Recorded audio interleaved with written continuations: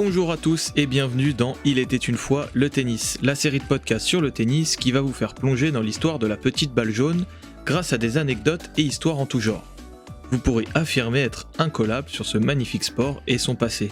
Dans l'épisode du jour, nous allons mettre en avant nos tricolores. Préparez-vous à un épisode Made in France. On va parler d'un joueur bien moins connu que ses pairs de l'époque. Mais vous verrez que cela ne l'empêchera pas d'être considéré par certains comme le papa du tennis français. Vous êtes prêts ? Alors on est parti. Il était une fois Max Decugis. Pour ce nouvel épisode, prenons place au début du XXe siècle. Les premiers noms qui viennent en tête à cette époque, ce sont les fameux mousquetaires, Henri Cochet, Jean Borotra, René Lacoste et Jacques Brugnon. Pourtant, dans la même période, un homme moins connu du grand public a passé sa vie à faire connaître et professionnaliser le tennis en France. Cet homme, c'est Max Decugis. Entre polémiques et victoires nombreuses, il aura fait beaucoup parler de lui. Max naît le 24 septembre 1882 à Paris. Il commence très vite le tennis et s'inscrit dès l'âge de 12 ans dans un grand club, le Racing Club de France. Et Max, il est plutôt doué. Tout lui réussit. Il joue intelligemment, il est complet et même plutôt puissant. Pour se rendre compte de sa précocité, à 14 ans, en 1896 donc, il devient le premier Français à remporter Wimbledon Junior.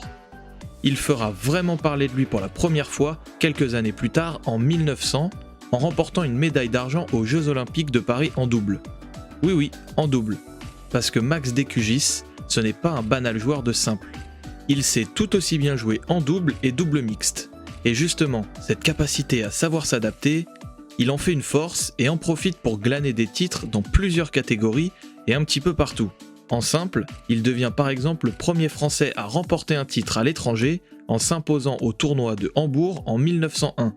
Il remporte également, entre 1903 et 1914, 8 fois le championnat de France de tennis, qui est l'ancêtre de Roland-Garros, pour un total de 32 titres en simple. En double, il gagne Wimbledon en 1911 avec le Français André Gobert, une médaille d'argent aux Jeux de Paris donc, et une médaille de bronze aux Jeux de Anvers en 1920. Et enfin, le plus gros titre de sa carrière, qu'il obtiendra en double mixte aux côtés d'une certaine Suzanne Lenglen, la médaille d'or aux Jeux de Anvers. Donc finalement, si on fait un bilan, ça fait pas mal de titres et de trophées tout ça. Et justement, ces victoires vont l'emmener dans une des polémiques dans lesquelles il est tombé. Pour faire simple, à l'époque, les tournois ne rapportaient pas d'argent car le tennis n'était pas professionnel. Mais notre ami Max, ça le dérange d'avoir justement tous ces trophées, mais rien d'autre. Donc il va simplement demander à l'USFSA, ancêtre de la Fédération Française de Tennis, de simplement changer les coupes et cadeaux en argent.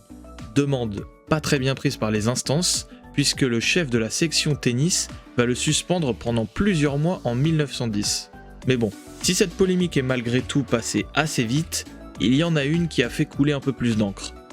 On est en 1912 et Max affronte Anthony Wilding, un joueur néo-zélandais considéré à l'époque comme le meilleur joueur du monde. Decugis se fait complètement écraser par son adversaire et il est mené 6-0, 6-0, 3-0. Il arrive à revenir malgré tout à 3 partout et doit ensuite sauver des balles de match à 5-3 contre lui.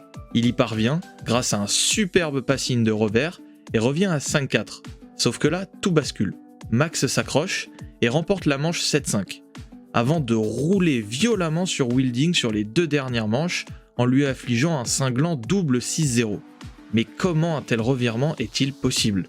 La réponse se trouve dans le changement de côté à 5-4. L'arbitre, voyant Max complètement dominé, prend pitié de lui et lui donne une sorte de petit fruit à grignoter. Decugis jurera qu'il a compris plus tard qu'il s'agissait d'une noix de cola. Après avoir pris ce petit fruit magique, le Français s'est vu comme métamorphosé sur le court. Ce qui fait de lui, malgré sa volonté, le premier cas de dopage de l'histoire du tennis. Et forcément, toutes ces polémiques font parler de lui. Et qu'on parle de lui, Max, ça lui convient bien. Car grâce à cela, tous ces petits business à côté de sa carrière grimpent en même temps. En 1910, il crée un journal intitulé Tennis, où l'on retrouve conseils techniques, tactiques et façons de s'habiller pour pouvoir mieux jouer. Il donne aussi des cours à des princes ou des militaires. Quand il ne joue pas, il arbitre.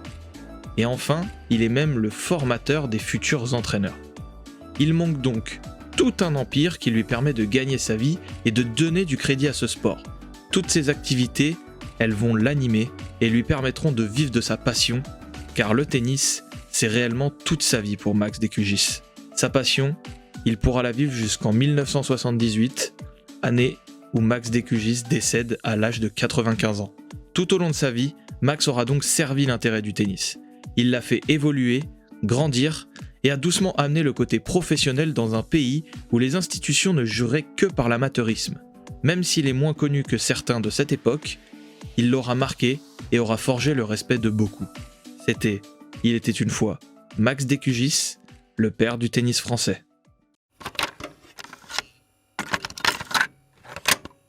Voilà, c'est tout pour cet épisode. J'espère que cette histoire vous aura plu et que vous y avez appris des choses.